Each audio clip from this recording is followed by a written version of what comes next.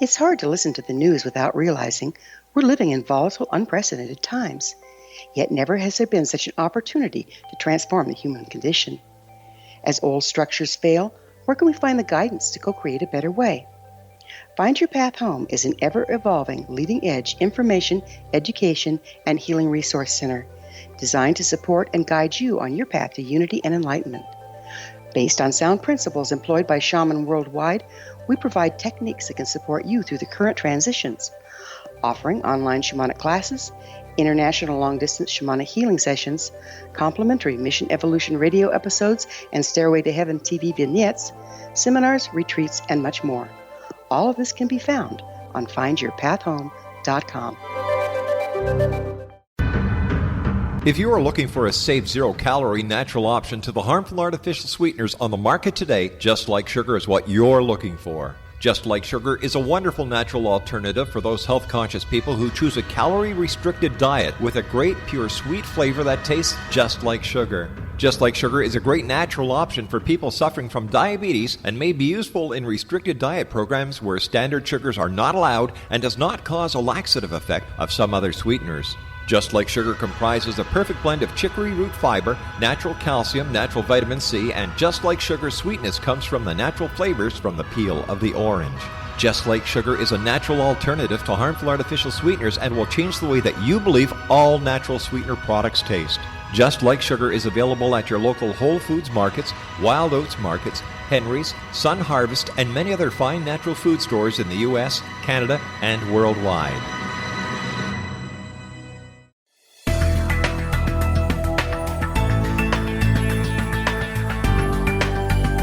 Do you think you have energy problems in your home? Do you feel better when you're away than when you're home? Joey Korn is a global leader in the world of dowsing who specializes in personal energy clearing and space clearing.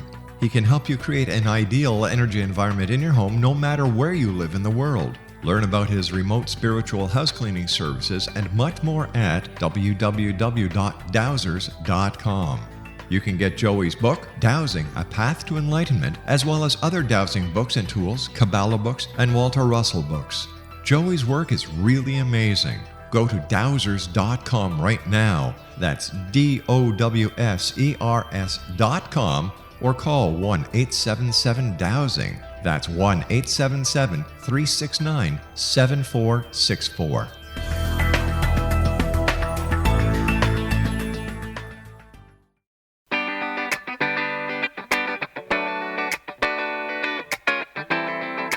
Welcome to the Connecting with Coincidence radio show with Dr. Bernie Beitman, MD, bringing together the world's synchronicity experts to help you use meaningful coincidences to develop spiritually, psychologically, and practically. For more information, put Connecting with Coincidence into your web browser to find the book, website, Psychology Today blog, YouTube channel, and Facebook page. And now, here is the host of the Connecting with Coincidence radio show, Dr. Bernie Beitman, MD.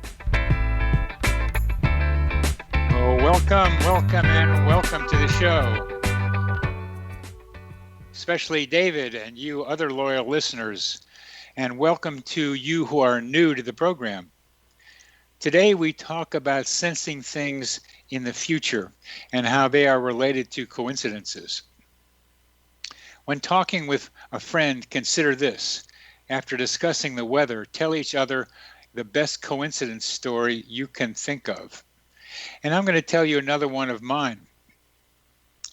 Just happened a little while ago, but a few months ago, as the story begins, I broke up with someone in another town. She was hurt that I used texting to break up with her. She asked me to call her to apologize for the way I did it, and I did. The main reason I broke up with her was because she showed so little curiosity about me and talked so much about herself. And I tried to bring it up to her, but we couldn't do it. 3 days ago, one of my patients told me she was deeply hurt that her boyfriend of a year had broken up with her by text. His reason? She hardly ever listened to him. She talked mostly about herself. So here my patient was telling me something that was pretty dramatic for me that she was going through too. Now it happens that people do break up by text, but this had never happened to me and had never heard that story before. What it allowed me to do was be clearly empathic with her boyfriend in a way that I could not have been without my own similar experience. So I could tell her what it felt like for him, and she taught me about what it was like for my ex-girlfriend. No matter how you explain them, coincidences matter because they give events in your life some meaning and usefulness. Dr. Julia Mossbridge is a fellow at the Institute for Noetic Science, an associate professor at the California Institute of Integral Studies, and the executive director of the nonprofit, the Institute for Love and Time. She is best known for her research into the phenomenon of presentiment, which reveals that our bodies appear to know on an unconscious level, unconscious physiological level, when we are going to view an emotional image up to 10 seconds before the image is viewed. She has rigorously researched a wide range of fascinating subjects, including dreaming, waking precognition, the perception of time, and how sound influences mood. Additionally, she has explored models for personal transformation and transcendence. After receiving her PhD in psychoacoustics, focus on timing, she did her postdoctoral work in audiovisual synchrony at Northwestern University. She is the author or co-author of several books, including Transcendent Mind, 2017, which was published by the American Psychological Association, which is a pretty good thing to have happened. Welcome to the show, Julia. Hey, thank you, Bernie. I'm excited to be here. Well, tell me, what do you think of that story that I told about my patient and text messaging? Well, I think it's a beautiful example of coincidence or synchronicity as a two-way mirror for you and the patient. Both holding up for both of you what was going on for the opposing person. I don't know. I wonder if that's, part of me wonders already, just hearing that story, if that's what makes coincidences powerful, the ones that are powerful to us, if the mirror aspect of it is what makes them powerful. I'm not sure. A lot of them do have mirrors like that. And the surprising thing for all of us in this, looking at coincidences, is how that makes you think that your environment, your mind, and your environment are much more closely connected than we usually think they are. Yeah, it really underscores the connection in ways that we don't understand, but that we crave to experience. I think it's a meaning-making. Coincidences are a meaning-making phenomena, and there's. I just feel as people tend to drift away from religion as a source of meaning-making, we're going to find our own experiences as meaningful like this. I think it's very powerful. It's part of the reason we're drawn to them, and no matter how we explain them, they still tend to create meaning. And that meaning that story tells us, and the mirroring that it reflects, is that our minds and our environments are much more closely connected, that our minds are more connected with each other, and our minds are more connected to what's around us in ways that we still need to be able to articulate and try to understand.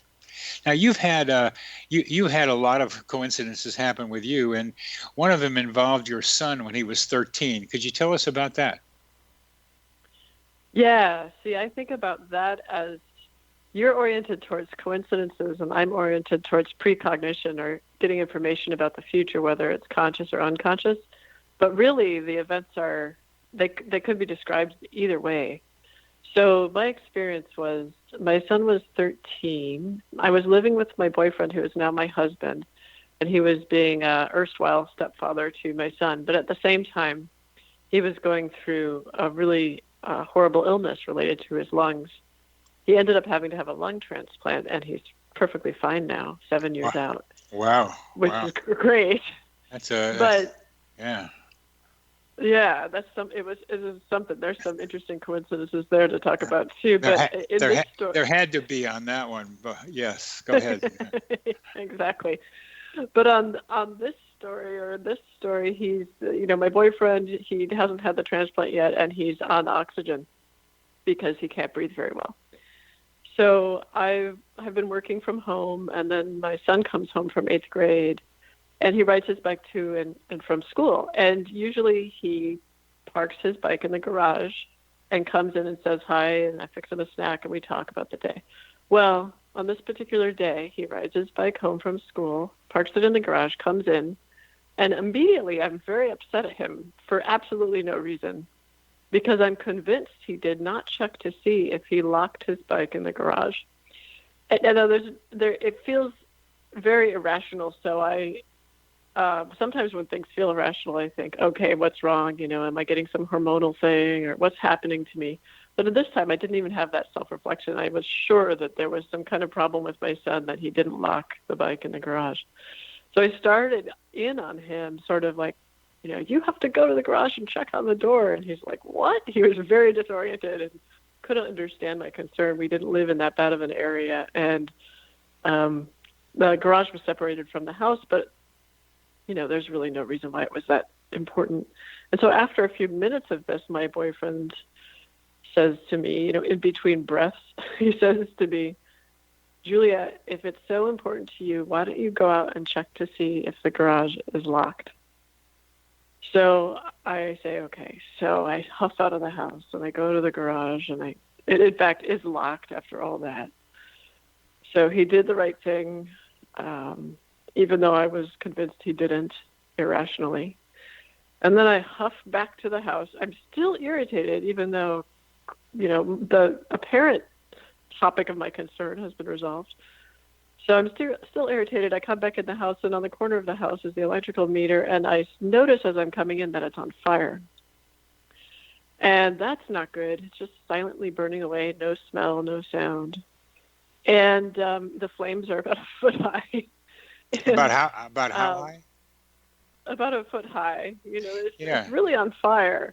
And on the other side of that electrical meter is one of my husband's, at the time, boyfriend's oxygen tanks. And I think, inside the house. And so this is on the outside of the house. And I think that's really bad too. So I run inside the house, shut off the power, and call the fire department. And everyone's happy that happened. They weren't happy about how that happened, of course. It wasn't great that I had to get there through huffing and puffing and accusing my son of doing nefarious deeds that weren't even nefarious. But in the end, it worked out that I had to leave the house, apparently, to come back inside and see that fire. So that's a coincidence that felt like a precognition to me, or precognitive compulsion. Yeah, that's what you call a precognitive compulsion. The coincidence had something to do with the feeling you had and the need to go and do something about it. And that feeling got matched with something that was out there. And coincidences cover a broad range of territory, and they include things like this because it's a coincidence that you felt this and had to go out there, but then the explanation heads in the direction of precognition. And the fact that you could do that is part of what I'm trying to help our listeners be able to understand, that within each of us is a capacity to be able to sense something about what might happen, among many other things that we might call coincidence at first and have other explanations. But that feeling inside matched something outside. There was a disturbance in you, and there was a disturbance outside, particularly a disturbance that could have been a huge disturbance. The fire could have hit the oxygen, and the oxygen could have blown up the house, and that would have been a major, major difficulty for everyone involved. So that kind of matching is what we talk about with coincidences. We've come to the end of this segment. We're talking with Julia Mossbridge, and she is the author of the book Transcendent Mind, published by the American Psychological Association.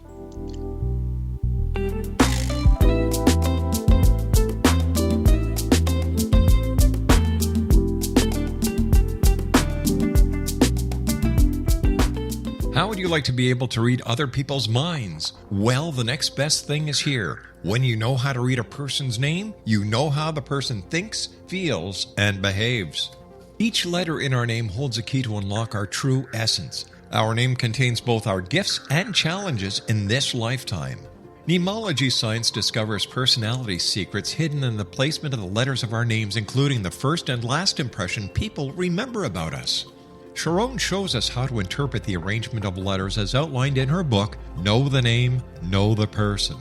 Sharon Lynn Wyeth created mnemology science after 18 years of research and testing her theories, and has supported thousands of people around the world in understanding themselves and others better. You'll enjoy Sharon's unique teachings as she shares her system to learn the gifts behind your given birth name. Even if you don't like your birth name, there are jewels in this book. If you're thinking of changing your name, ready to name your child, or wanting to get along better with others, this is the book for you. If you'd like to improve your relationships and change your life for the better, get the book today, Know the Name, Know the Person, or visit www.knowthename.com. That's www.knowthename.com. The new nonfiction book, Razor of Madness, is similar to cult movies like Clockwork Orange, Dragon's Tattoo, or The Other Side of Hell. Wayne Morin Jr. and Thomas Lee Howell will expose widespread and systematic deficiencies in this thought-provoking tell-all novel. Mind control rages among scholars in law schools. Human rights are ignored while thought reform and mental manipulation are accepted practices used as behavior modification. Dr. Louis Jolyon West comes to mind. Media and public scrutiny shows that United States mental hospitals are in fact destructive murder industries. Razor of Madness expose novel details this epidemic through an in-depth professional and personal investigation. For decades, there has been a revolving door policy that still releases killers and pedophiles back into society. The maestro of mind control continues to haunt America to this very day. Razor of Madness is available in paperback or as a downloadable ebook at Amazon.com.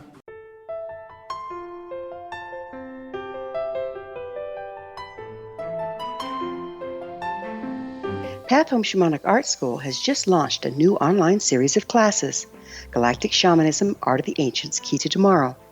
In these classes, composed and taught by Path Home founder and director Gwilda Wiyaka, you'll learn practical shamanic skills to support your daily life, such as how to build a medicine wheel to access the power of the earth, perform a shamanic journey, create sacred space in which to live and work, empower your life with totem animals, elementals, and fairy folk, and learn the art of accurately reading signs and omens. These tried and true skills are the key to living a powerful, productive life. Visit us at findyourpathhome.com to see the ever-growing collection of classes and leading-edge information to support you during these times of uncertainty and transition. All can be found at findyourpathhome.com.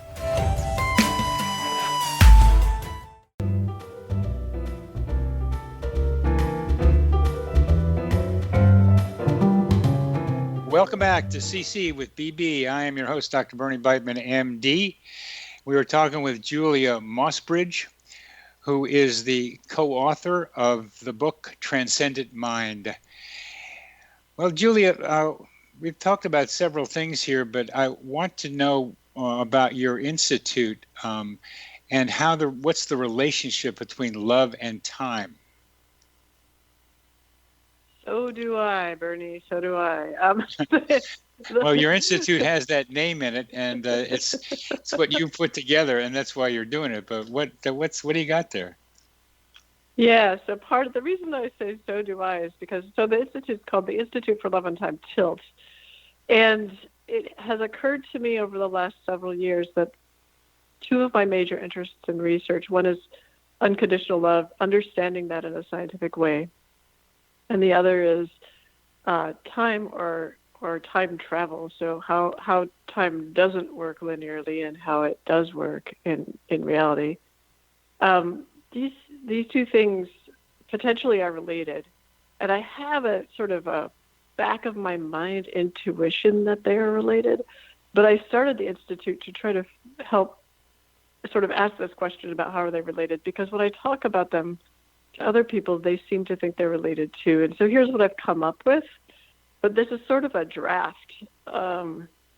a draft statement, because the point of the Institute is to eventually fund research and applications that help describe both unconditional love and time travel scientifically, mathematically, and also help people actually use them. So scale those two ideas, which are both of them are moonshots, and together it's like a Mars shot. So, but here's my draft statement. Let's see how this sits with you, and your audience. Okay, so unconditional love is an experience where you are loving. It's a one-sided platonic love. So it's not a romantic love. It's one-sided in that it doesn't matter what the response of anyone else is. If you're unconditionally loving someone, or unconditionally loving yourself, or unconditionally loving a dog, or anything,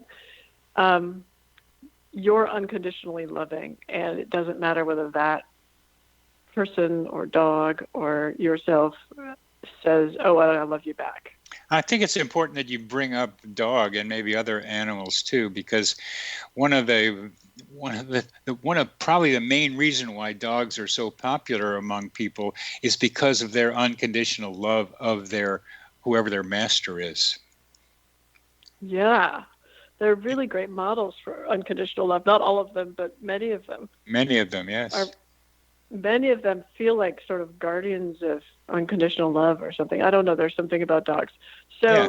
Of course, I'm a dog person, so there you go. But the unconditional love experience of non-transactionality, or transcending the sort of binary sense of here's me, here's you, and never the twain shall meet. Unconditional love transcends that, or removes those boundaries, and it's possible that unconditional love also removes boundaries in time, so that we are better connected to ourselves and others over time, so that we can pass information. Fascinating. So we can pass information between each other, you mean? Yes, between ourselves, past and future selves, and then across time to other people. Yeah, so that's the far out idea, and I think there's something there, but it's not rigorously defined scientifically, and I want to do that. I think that's a very interesting idea. It connects with what I think about minds being able to connect with each other, because the minds are able to connect with each other as my experiences with simulpathity, the feeling the pain of a loved one at a distance, which many people are able to report happens to them. And that usually happens with people with whom they are closely connected and who love them and love them too, love them back. And a kind of simple formula about that intention plus emotion connects minds. And the emotion of unconditional love looks like one that can really open up that, what I call tunnels between minds, that makes that communication of emotion and thought more possible. Maybe I like the emotion and intention, but I think of unconditional love not as an emotion. I feel like it's bigger. I feel like it's almost like a force. I feel like it's not something you have, like anger or sadness or joy, but something you access. And so it's almost like this outside force that when you access it, you're not strictly just your body, or just if you believe in a spirit or some kind of essence, you're not strictly just that individuality, let's say.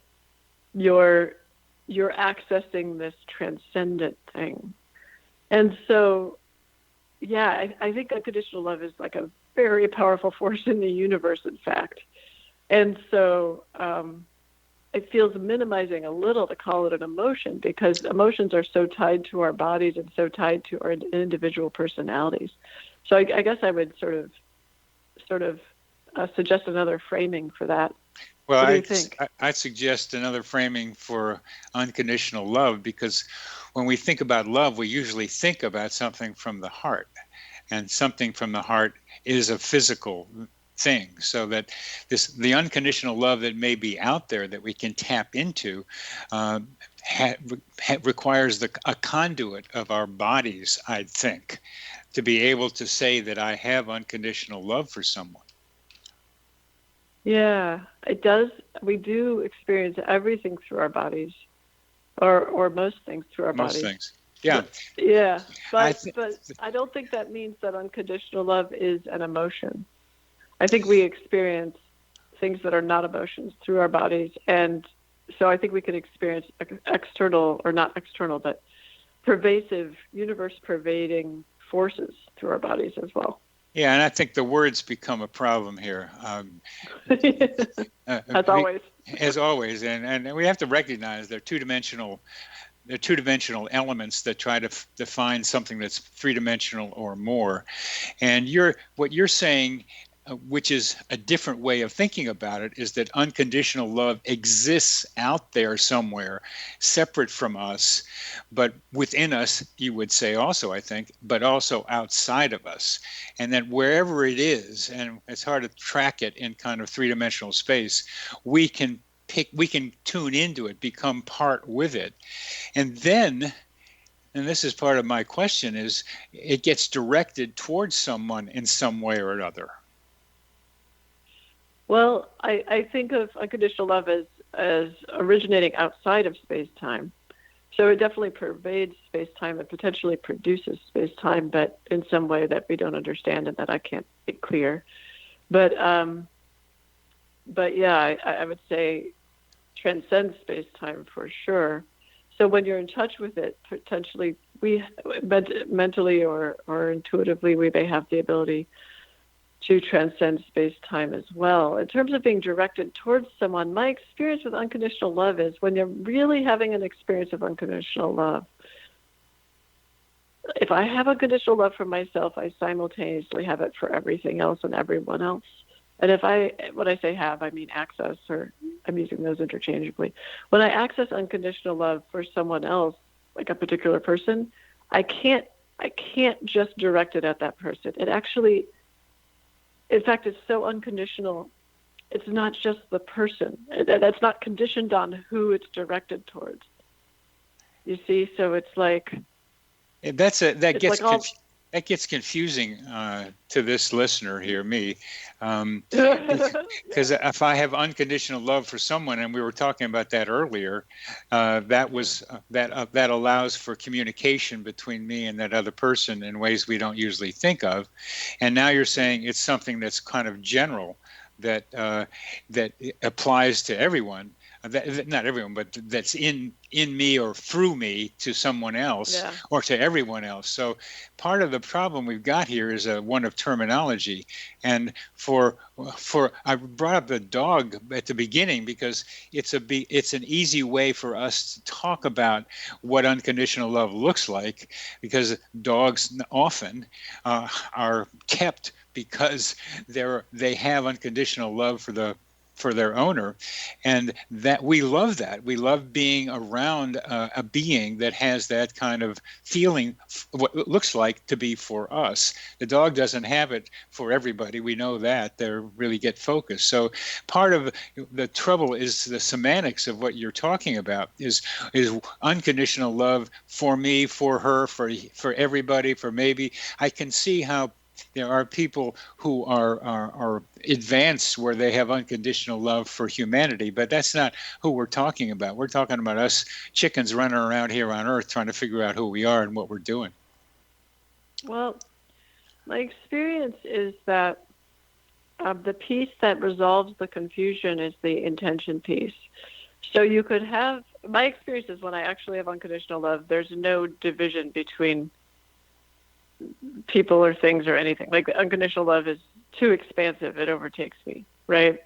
But if you combine that with a specific intention, which is individual, like I'm having unconditional love, period. I'm having an experience of unconditional love, period. And my intention is to connect this unconditional love specifically with my mother, for instance, then that seems to me to resolve the confusion. So you had originally said it's emotion plus intention, and it seems to me, in this case, if you want to call it unconditional love an emotion, then I would say it's the most powerful emotion there is, because it overtakes people. And then you would combine that with intention to get the individuality and the direction that you're talking about. Okay, we've come to the end of this segment, Julia, and we're going to talk about this in the next one. We're talking with Julia Mossbridge, who is the co-author of Transcendent Mind.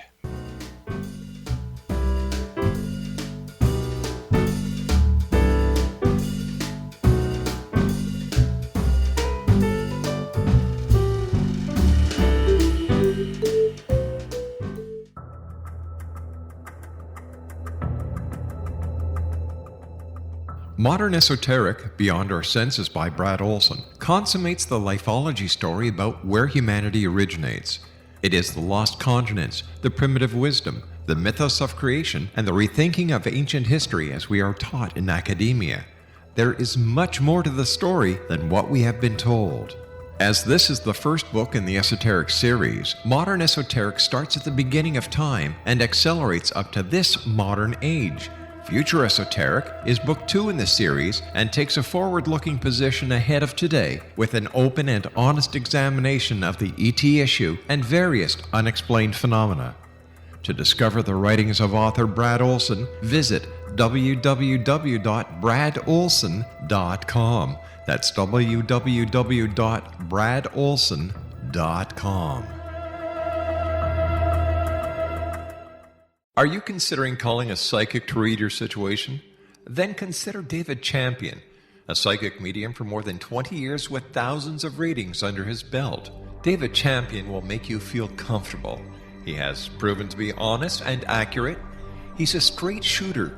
There's no guesswork. What he sees is what you get. While he is a medium, most of the calls focus on relationships, not only love, but work, school, neighbors, and more.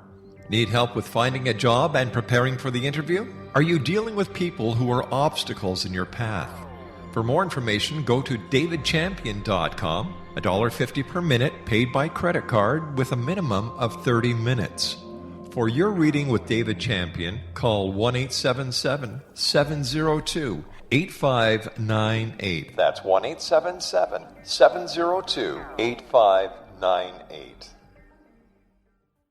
Afterlife expert Roberta Grimes was the first one to say that dying can be fun. Now her best-selling book, The Fun of Dying, is available in stores worldwide. So if you wonder whether death ends life, how it feels to die, or what heaven might be like, The Fun of Dying was written for you. And if you have always been afraid of death, or if you worry that your life has no meaning, let The Fun of Dying ease your fears and bring new meaning to your life. Nothing said in The Fun of Dying is based on the teachings of any religion. Instead, Roberta draws on evidence to explain how death happens, how it feels, and what comes next. A lot of the best death-related evidence was produced in the first half of the 20th century. When it is put together with recent discoveries, it tells a consistent and amazing story. Roberta Grimes blogs and answers questions at robertagrimes.com. Her wonderful book, The Fun of Dying, is available on Amazon and at stores worldwide wherever books are sold.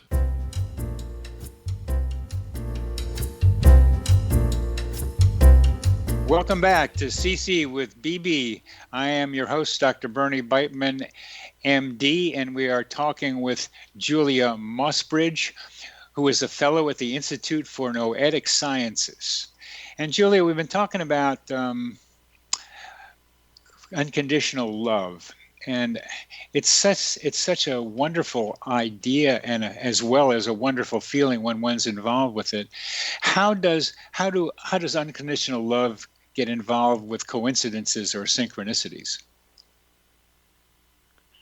Let's explore that. I don't know the answer to that question at all, and I think it's a very interesting question. So let's think about that. So unconditional love, you can think about it as a very, very powerful emotion, or you could think about it as some kind of force that pervades the universe. But in any case, as you access it,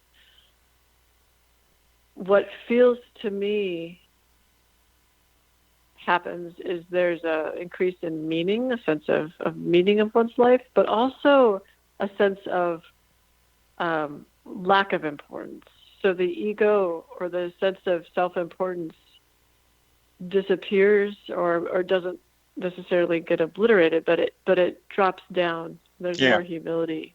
Yeah. Right? Because you're just this tiny droplet in the wave, right? Mm-hmm. And so coincidences, I think, become less, in a certain sense, less powerful because coincidences are reminding you that you're connected. And when you're in that state, you don't need a reminder because you are the connection. You feel the connection. It is very apparent to you. It's like, yes, here I am as a little droplet in the wave, and I'm also the wave, And at the same time, I think coincidences happen even more, but you don't, I don't know, it's not a big deal. So I think that we need coincidences to remind us of this I-thou relationship that Martin Buber talks about. And then when we're in the state where we are very aware of that productivity between us and everything, we don't need them as much. And I think we go in and out of that state of needing them and not needing them. And so that's my sense. What do you think? One thing that does happen when you're in the flow, which is kind of another way of talking about what you're talking about, you see more coincidences and they become expectable. And that's what I'm hoping to help our listeners be able to find, that coincidences are regular parts of their lives in many different ways, including being in love, as well as remarkable events to those who don't experience a lot of coincidences, that say maybe there's something else going on here that I can tune into. And being in love is one way in which that happens. And I'm just calling being in love. And I'm going to now not unconditional love, but romantic love and time. Because one of the very common events that happens to people who somehow fall in love, and coincidences bring them together, or they happen while they're together, and they start sharing their coincidences with each other, and they begin to get to, at least one of them, sometimes not both of them, begin to think that, wow, this relationship is meant to be, that this will last forever, that eternity seems like possible for this relationship to continue into. And so there's my relationship, not between unconditional love, but romantic love and coincidences. Right. And the thing about romantic love is it's conditional. You're always looking to see, does this partner return my feelings? You're always questioning that at the beginning of a relationship, right, when you're falling in love. And so I think the coincidences are really helpful and necessary during that time to make you feel connected to the other person.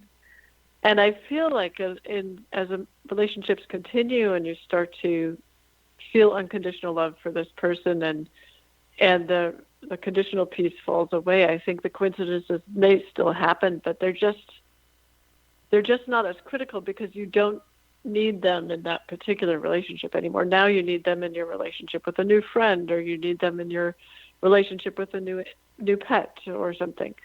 So I think coincidences are this reminder of connection, but then when you feel secure in the connection, I think they happen in other relationships. Do you know what I mean? Yeah, I do. And that's one use of them, the reminders of connection. I'm talking about there even being like not just reminders, but for some people, they are the determiners to them that this means this relationship is meant to be. It's much more than just that they're reminders. There are kind of what you're saying, that maybe they are connectors that say there's something going on here. But too often, one person is noticing the coincidences and saying, wow, this means we should be together, or it's meant to be. And the other one says, that doesn't seem to me to be that way. Yeah. They don't match the other side of the mirror. The other side of the mirror doesn't see the same thing. Yeah, they're not there. So that's where I get to wondering about love and coincidences. It's one of the more pressing questions that people ask me and wonder about, this question of just, do these coincidences mean that my love for her, that our love is meant to be? They wonder about that. The coincidences seem like they're saying that this is eternity, and this is where I bring in the love and time connection with you. It feels like eternity to at least one person. And if it does for both people, there's sometimes, and this story is not uncommon either, if it feels to both person that it's meant to be forever, some of them end up not working on their relationship because it may bring them. Wait, how does that work? Because once they feel like it's meant to be, so then they get married or have a relationship with each other, so then they just keep wandering around with each other and don't look at how they are different people also, and need to be able to pay attention to the problems that we inevitably bring to each other. We're not just mirrors of each other. We are also very different with each other and from each other, and we have to resolve and begin to tolerate sometimes these differences. Yes. Yeah, and that's interesting. So I see what you're saying. That's that idea of fate. Well, if it's fated, it's almost a fatalistic approach. If it's fated, then I don't really have to do anything. And I could see how that coincidences. Yes. Yeah. It's like, those coincidences are showing me it's fated, so therefore I'm like a pawn in the universe's game. Yeah. And that's when. Yeah. Sorry. So go ahead. So it's going to work out, right?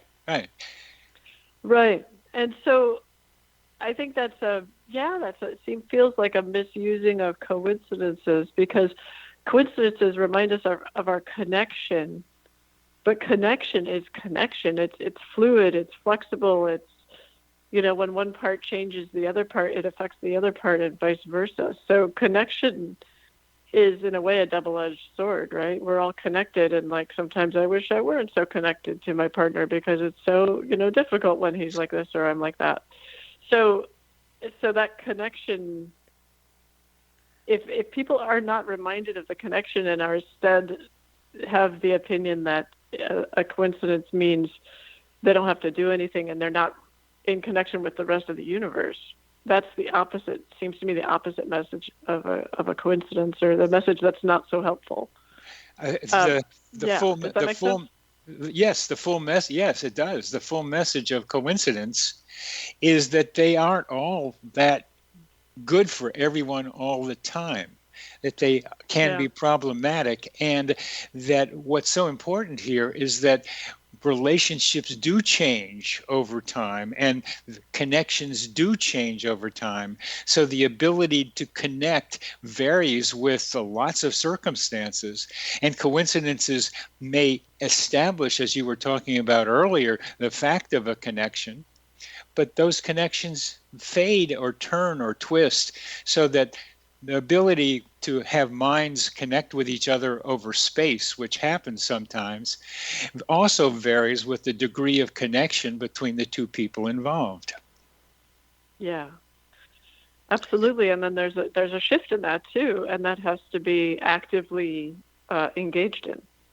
It has to be actively engaged in to maintain or even to break it up. I mean, what do people do who have been together for a long time and then break up with each other? It takes a while, usually, when there's a lot of emotion between the two of them, to be able to emotionally sever the bond. And here I come back to the unconditional love question.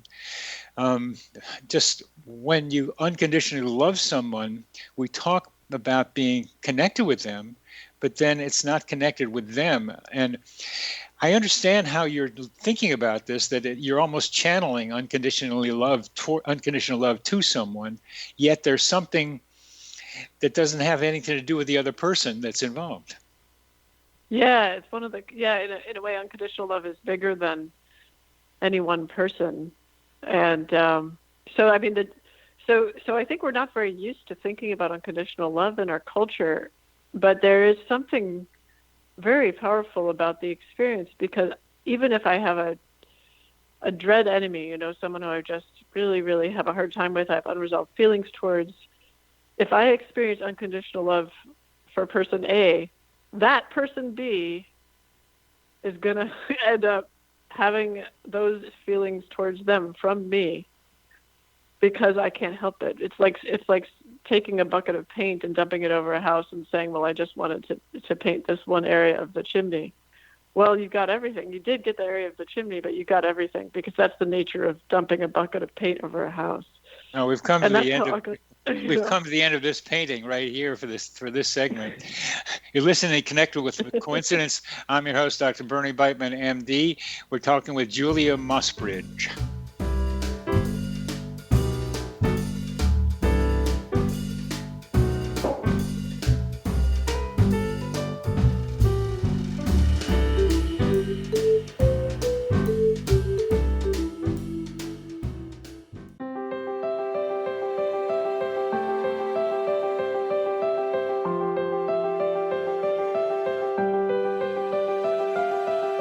Mission Evolution is dedicated to the well-being of the planet and animals, as well as the evolution of humankind. One major factor threatening all three is increasing toxicity. Heavy metals and other environmental toxins are poisoning our bodies, deteriorating our brains, blocking our spiritual connection, and shortening our lives. Yet these poisons are extremely difficult to remove. I'm Gwilda Wiyaka, and I recently became aware of a product created from the marriage of nature and nanotechnology called Vitality. Is formulated from zoolite, whose crystalline structure binds toxins, gently carrying them out of the body. The light is only as clear as the window through which it shines. Clear your body, shine your light into the world. Visit vitalityhappens.com for a 20% discount. Enter code PATHHOME.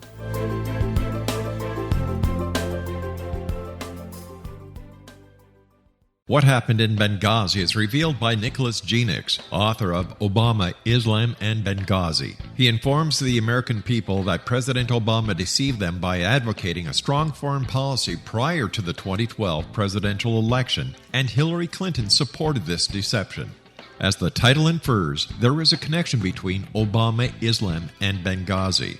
Ample evidence informs Americans that Obama's early indoctrination in the Quran developed an affinity for Islam, why the Quran is the source of discontent in many countries, and why the Obama foreign policy deception led to poor military action and caused the loss of American lives in Benghazi.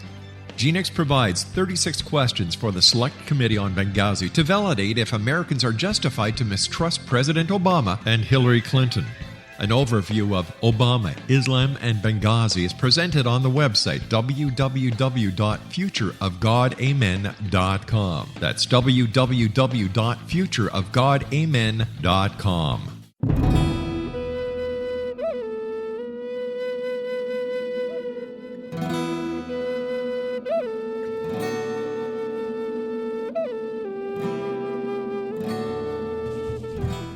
The ancients knew what we have forgotten. In order to be empowered by nature, one must be aligned with the way life works. We've become increasingly disconnected from the earth and her cycles, to our extreme detriment. The medicine wheel ceremony is an ancient rite practiced by shamans worldwide to recalibrate their people with the powers of the universe. Join me, Gwilda Wiyaka, at the Galactic Shamanism Retreat this spring equinox, March 18th through the 22nd, in the beautiful Colorado Mountains. During this life-changing 3-day medicine wheel training, you'll learn to build and maintain your own cross-cultural shamanic medicine wheel to promote manifestation, health, and personal power. Empower yourself with the wisdom of the ancients. Contact Touch In at findyourpathhome.com or call 303-775-3431.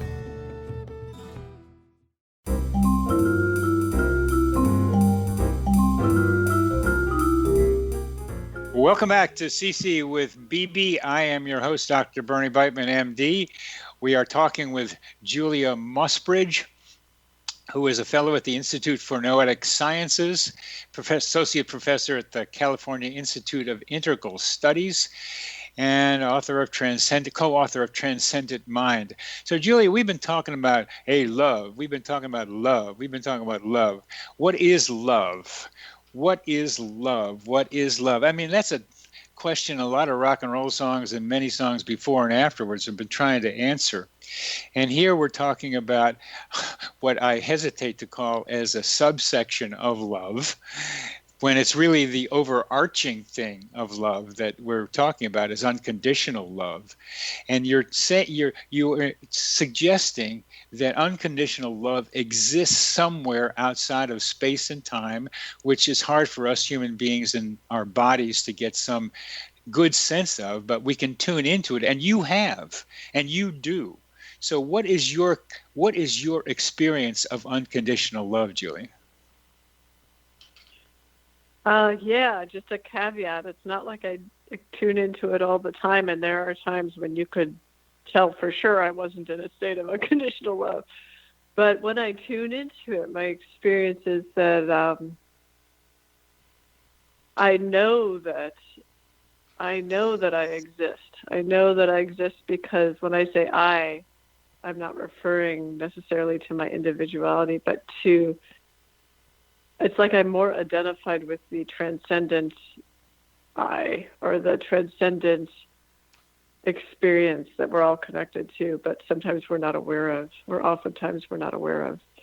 And so it's the actual sort of felt experience in my body is very relaxed, grounded. There's really nothing that I can be afraid of. I don't have the capacity to fear in that state because it doesn't make sense. What would there be to be afraid of? This is almost like when people look to however they label their God, they say I feel I am being loved by my God. Yeah, that's how it feels. If you believe in God, and I have the experience of God, so I'm as a scientist, I go with what my experience is. I go with the empirical data, which means the experiential data, really. Yeah. So I go with my experience. So I have an experience of God. So I have the experience of being loved by God, and to me, that's equivalent to the experience of unconditional love. Yeah. So that's how I experience it. Yeah. When people say Jesus loves me, I think they are tuning into, or at least trying to tune into, what you're talking about.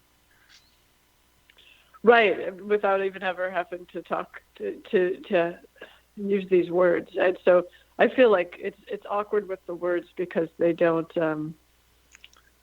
it's like trying, like if I never saw Monet, trying to describe a Monet, but only being able to use 3 words, Yeah. It's pretty difficult. And that's part of our challenge, that includes me as well as you, is to try to refine these experiences in terms that are comprehensible to other people, so that these words give them a doorway into experiencing what we're talking about. It's helpful to talk about what it isn't, because I think there's some confusion about what it is and what it isn't. And so I can tell you what it isn't. What is it isn't, Julia? What is it isn't? Yes. What I think it isn't is it's not like perpetual happiness or an experience of constant bliss. It has almost no relationship to your emotional state except for this lack of fear piece. For instance, I could be feeling unconditional love, and if I have a child who wanders out into the street, I can go and scoop them up and bring them back and be upset at them and still be feeling unconditional love for them and everyone. So my emotional state isn't everything's wonderful and beautiful and fine and perfect and I'm totally happy. But there's no fear.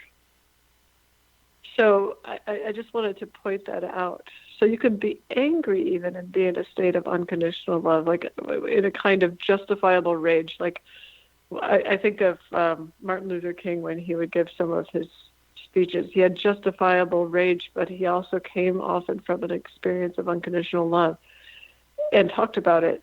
And so that's getting to be more clear. But we define things by what they are, what they're similar to, and what they're different from.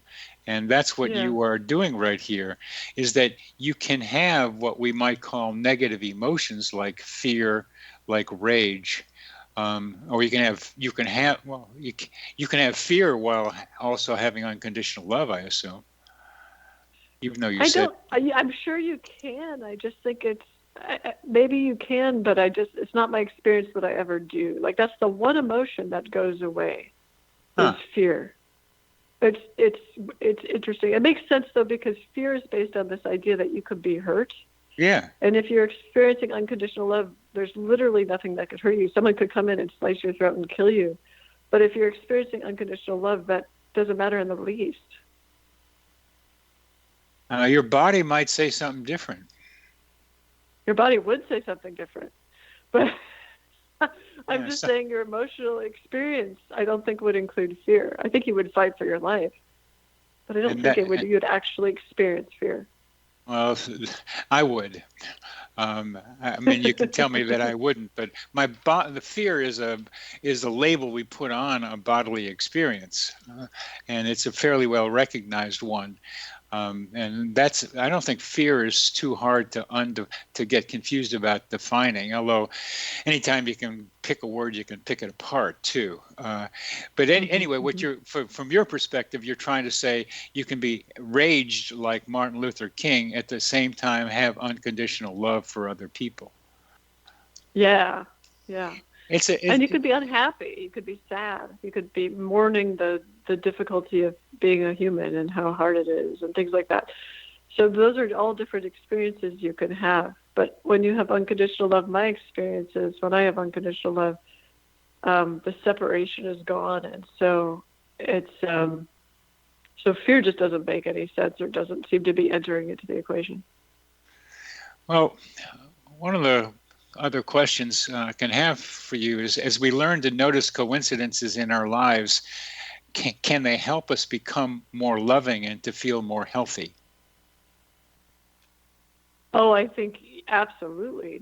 I'm based on your writings and your work. I know that you do, but I absolutely do. I think they can, and I think they can also be misused, as we've discussed. You know, if you turn into a fatalistic, I guess the universe just has this plan for me, and all I have to do is read the signs and passively go along. That feels to me like not the approach that works or that's healthy. But it feels to me that the approach that's healthy is to sort of come from a point of curiosity. Oh, this happened, and this was pretty close in time to this other thing, and they seem so disconnected, but maybe they're connected. And what does that tell me about meaning? And what does that tell me might be important to me that I even see the connection and feel that they're connected? These are really good curiosity questions that can bring about interesting shifts, I think. Curiosity is health promoting. Being curious. I think so. Well, there's data evidence to show that it's health promoting. People who are curious tend to be healthier and psychologically and physically. They're motivated by trying to figure out how things are happening to them, and that curiosity helps them evolve physically and emotionally, and helps them figure out how things are going around them, and they continue to learn about the reality that we're in. So one of the major functions of coincidence awareness is to activate and continue to nurture curiosity. Yep, I agree with that. Well, that's one. And that's one way that coincidences can help people become more healthy. How do they help people become more loving, do you think? I think the same way, because you start to get curious about the connections between people. So not just the connections in your life over time, but the connections between people. And applying that curiosity to a potential partner, rather than deciding you know the answer, but applying that curiosity can help you open up to both the similarities and differences that there are between you, I think. Oh, no question about that. When we started off the show today, I talked about two instances, one involving me and one involving one of my patients, in which the reason for the breakup was the lack of curiosity from one person about the other. Mm-hmm. If you're not curious, you don't learn, and the relationship does not continue to evolve. And as a result, the one who is not being curious about begins to feel like that person doesn't exist, like I'm not here in that other person's mind. Mm-hmm. So, and that may be true. That other person may just simply not be curious about the other one. In which case, then that's not a good match. In which case, it's not a good match, which led in both instances to one of the people saying, I've had enough of this by text message, and not doing it the best way, but it happened. So we've come to the end of our show, Julia. Thank you very, very much for being with us today and talking about unconditional love, which is so hard to do, but we took a good shot at it. You've been listening, so thanks for being with us. So you've been listening to the X-Zone Broadcast Network, and our guest has been Julia Mossbridge. Thank you.